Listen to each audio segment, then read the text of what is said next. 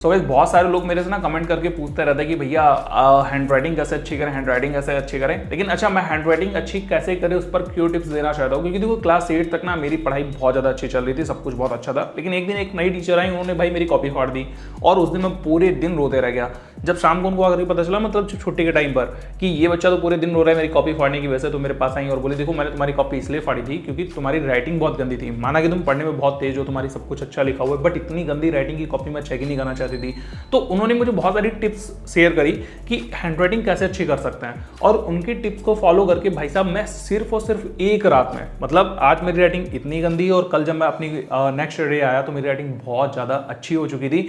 सारे लोग, खास करके मैं उन दोस्तों के नाम भी आपको बता सकता हूँ, जैसे अविनाश, संतोष, अमन, ये सब लोग बोलने लग गए कि भैया एक दिन में तुमने कैसे अपनी राइटिंग ठीक कर ली। तो उन टीचर ने मेरे को जो जो टिप्स शेयर करी थी वो सारी चीज़ें मैं आपके साथ में शेयर करना चाहता हूँ। अगर आप उनको फॉलो करोगे ना तो मे बी आपकी भी राइटिंग एक दिन में, मतलब मैं कह सकता हूँ 2 से 3 घंटे में भी ठीक हो सकती है। तो क्या क्या चीज़ों को ध्यान रखना है, आज आपको फटाफट से सारी चीज़ें बताता हूँ। तो सबसे पहले राइटिंग को अच्छा बनाने से पहले आपको ना राइटिंग को समझना पड़ेगा कि जनरली कितने लोग कितने प्रकार की राइटिंग लिखते हैं, मतलब कितने लोग नहीं, कितने प्रकार की राइटिंग होती है। तो बेसिकली आप देखोगे ना तो इंडिया में 3-4 टाइप के लोग राइटिंग लिखते हैं। सबसे पहला होता है प्रिंट एंड ब्लॉक टाइप की, दूसरी होती है जो है वो आपकी कर्सिव देखने को मिल जाएगी, तीसरी इटैलिक देखने को मिल जाएगी, और इसके अलावा कैलियोग्राफी टाइप की भी राइटिंग आपको देखने को मिल जाएगी, जो कि आपको स्क्रीन पर दिख रही है। अब देखो इसके अलावा भी बहुत सारे टाइप्स हो सकते हैं, क्योंकि तो पर्सन टू पर्सन डिपेंड करता है और हर किसी की राइटिंग एकदम यूनिक होती है, बट जो मोस्ट कॉमन है वो यही है। तो आपको सबसे पहले ये करना है कि आप किसमें कंफर्टेबल हो वो वाली राइटिंग इनमें से कोई सेलेक्ट कर लो। मान के चलता हूं मेरे को देखो प्रिंट एंड ब्लॉक वाली जो ये वाली टाइप है ना, ये बहुत ज़्यादा पसंद है। तो मैं जब भी लिखता हूँ, चाहे वो इंग्लिश हो चाहे वो हिंदी हो, यही वाला मेथड लिखता हूँ। तो जब आपने अपने लिए सेलेक्ट कर लिया ना कोई राइटिंग मेथड, तब दूसरा काम आपका ये होगा कि आप उनके लेटर्स को समझने की कोशिश करो कि इनके लेटर्स कैसे बनाए जाते हैं। अच्छा, यहाँ पर देखो एक चीज़ और भी है कि मैंने कहीं सुना था या कहीं पढ़ा था कि जो अच्छा आर्टिस्ट होता है, यानी जिसकी ड्राइंग बहुत अच्छी होती है, जनरली उसकी राइटिंग बहुत अच्छी होती है, और जिसकी राइटिंग बहुत अच्छी होती है उसकी ड्राइंग भी अच्छी होती है। क्योंकि ये लोग पता है क्या करते हैं, अक्षर का जो फॉर्मेशन होता है, लेटर का जो फॉर्मेशन होता है, उसको बड़े ध्यान से समझते हैं। ठीक है, वो उसके कहाँ पर कितना प्रेशर रखना है, कहाँ पर किस तरीके से मुड़ाव करना है, कितना दोहराव करना है, वो सारी चीज़ों को बड़े ध्यान से समझने की कोशिश करते हैं, और यही चीज़ें उनकी राइटिंग में या फिर उनकी ड्राइंग में देखने को मिलती हैं। तो इसलिए अगर आपकी राइटिंग अच्छी है, इसका मतलब आपकी ड्राइंग भी अच्छी होगी, और आपकी ड्राइंग अच्छी है तो आप राइटिंग अच्छी कर सकते हो। इस बात को खास करके ध्यान देना। और अगर दोनों में से अच्छा नहीं है तो ये मेरी बातों को जो मैं बताने वाला हूं उन सबको फॉलो करना, आपकी दोनों चीजें भी बेटर हो जाएंगी। तो देखो, जब भी आप राइटिंग को बनाने के लिए बैठोगे तो प्रैक्टिस के दौरान आपको ये करना है स्टार्टिंग में कि आपको एक करेक्ट पोस्चर मेंटेन करना है। करेक्ट पोस्चर किस तरीके का हो सकता है, देखो बहुत सारे लोग ना ऐसे लिखते हैं, बहुत सारे लोग ऐसे लिखते हैं, बहुत सारे लोग कैसे भी लिख रहे होते हैं, कुछ लोग आपने देखा होगा वो इस तरीके से लिखने की कोशिश करते हैं। इन सारी चीजों को अवॉइड करो। जिस पोस्चर में आप सबसे ज्यादा कंफर्टेबल अपने आप को फील करते हो, पहले तो उस पोस्चर में बैठ जाओ। तो मेरे लिए तो वो पोस्चर ये वाला है। ठीक है, मैं एकदम इस तरीके से बैठता हूँ। फिर दूसरी चीज, आपको पैरों का भी ध्यान रखना है कि कुछ लोग ऐसे रखते हैं, कुछ लोग ऐसे रखते हैं। ठीक है, कुछ ऐसे रखते हैं, कुछ वैसे रखते हैं। जो पोस्चर आपको सबसे कंफर्टेबल फील करा रहा हो, जैसे कि मेरे केस में मैं इस तरीके से बैठना पसंद करता हूँ, तो इस पोस्चर में आ जाओ और पैरों को इस तरीके से नहीं रखना है। ये एक गलत प्रैक्टिस है, क्योंकि यहाँ से ना लोड पड़ता है तो आपका जो टेंशन है वो आपके माइंड पर आ जाता है और आप उस तरीके से मेंटेन अपने आप को नहीं कर पाते। आप एकदम रिलैक्स पोस्चर में बैठ जाओ, ये बहुत ज़्यादा जरूरी है, तो इसको बिल्कुल भी मिस मत करना। थर्ड पॉइंट, देखो आपको पेन के पोस्चर पे ध्यान रखना है, क्योंकि जो पेन का पोस्चर या पोजीशन होगी ये भी बहुत ज़्यादा डिपेंड करती है। क्योंकि बहुत सारे लोग ना पेन को कभी ऐसे पकड़ेंगे, कुछ लोग यहाँ से पकड़ते हैं, कुछ लोग यहाँ से पकड़ लेते हैं, या फिर कुछ लोग ऐसे पकड़ते हैं। तो जो सबसे बेस्ट साइंटिफिक और मतलब जनरली जो सबसे ज़्यादा फॉलो करी जाने वाली ट्रिक है, ट्रिक नहीं एक तरीके से पोजीशन बोल सकते हैं, वो ये है कि पेन को ट्राइपॉड में होल्ड करता है। ट्राइपॉड का मतलब है इन दो फिंगर्स पे, ये आपकी मिडल फिंगर और ये इंडेक्स फिंगर के बीच में पेन को रखते हैं और इस अंगूठे से सपोर्ट देते हैं। ये वाला सबसे ज्यादा बेस्ट पोजीशन माना जाता है। कुछ लोग यहाँ पर ना इस पेन को यहाँ पर भी ऐसे टिका लेते हैं। तो ये भी निर्भर करता है आपके ऊपर, आप जैसा पोजीशन आप रखना चाहो, जिसमें आप कंफर्टेबल हो, बस उसी पेन की पोजीशन को होल्ड करके रखना है, बदलना नहीं है। कुछ लोग यहाँ करते हैं, कुछ लोग यहाँ करते हैं। ये सारी चीजों को ना ध्यान करके जब आप लिखने बैठोगे तो आपको ध्यान रखना है कि ये पेन यहाँ पर ऐसे स्ट्रोक पे रहना चाहिए। देन उसके बाद में आपको इसका थोड़ा सा सरफेस जो है फ्लैट रख करके अच्छे से पोस्चर अपना मेंटेन करना है और लिखने की शुरुआत कर देनी है। अब दोस्तों, ये सारी चीजें जो मैंने बताई, इतना ज्यादा हो सकता है आपको इंपैक्टफुल ना लग रही हो, लेकिन जो अब मैं बताने आ रहा हूँ ये बहुत ज्यादा इंपैक्टफुल है। वो सबसे पहली चीज ये है कि चाहे आप कोई भी लैंग्वेज लिख रहे हो, हिंदी या फिर इंग्लिश, उसके लेटर्स पर आपको फॉर्मेशन पे बहुत ज्यादा ध्यान देना है। अब देखो, पास में लाना भाई साहब। जैसे मैं आपको हिंदी की राइटिंग का लिख करके दिखा रहा हूँ, कुछ लोग लिखते समय क्या करते हैं कि वो लोग जैसे छोटा आ बनाना होता है तो वो ऐसे बना देते हैं। आपको इस तरीके का पोस्चर कहीं पर भी या जो प्रेशर है वो मेंटेन नहीं करना है। आप कोशिश ये करो कि उसका पूरा का पूरा जो प्रेशर है वो एक साथ मेंटेन करो, ठीक है। अब जैसे कुछ लोग माँ बनाएंगे तो कैसे बनाते हैं, वो माँ ऐसे बना देते हैं, ठीक है, माँ से मछली वाला माँ।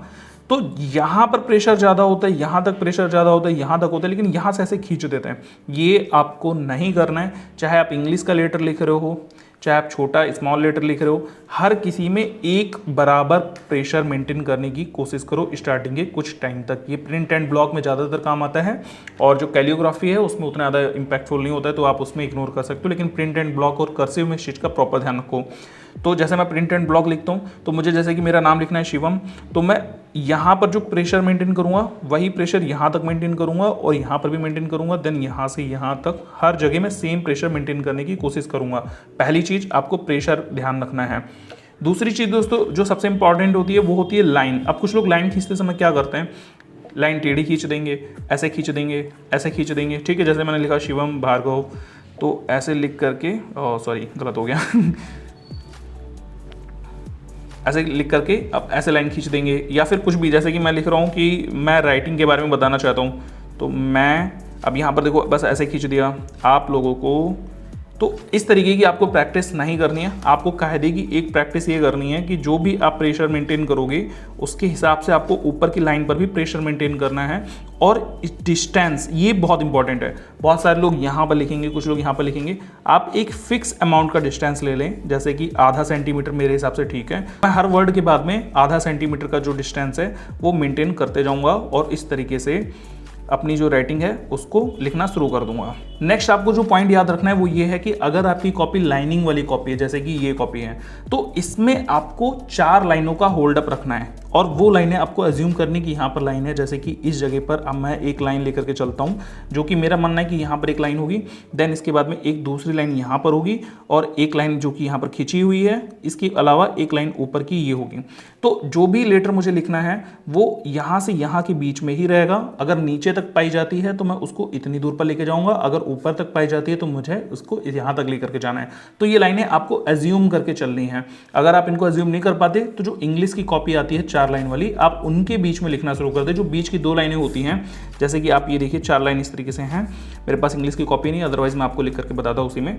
तो आप यहाँ पर लिखना शुरू करें, जैसे कि मुझे लिखना है मैं, तो अब यहाँ तक मेरा अपर गया, और जैसे कि मुझे लिखना है तुमको, तो यहाँ तक मेरा लोअर वाला जो पार्ट है वो हो जाएगा। और सेम चीज़ आपको इंग्लिश में भी करनी है। इंग्लिश में भी जैसे कि लिखना है कि द क्विक ब्राउन फॉक्स, तो मैं इस तरीके से लिखूंगा द क्विक ब्राउन फॉक्स।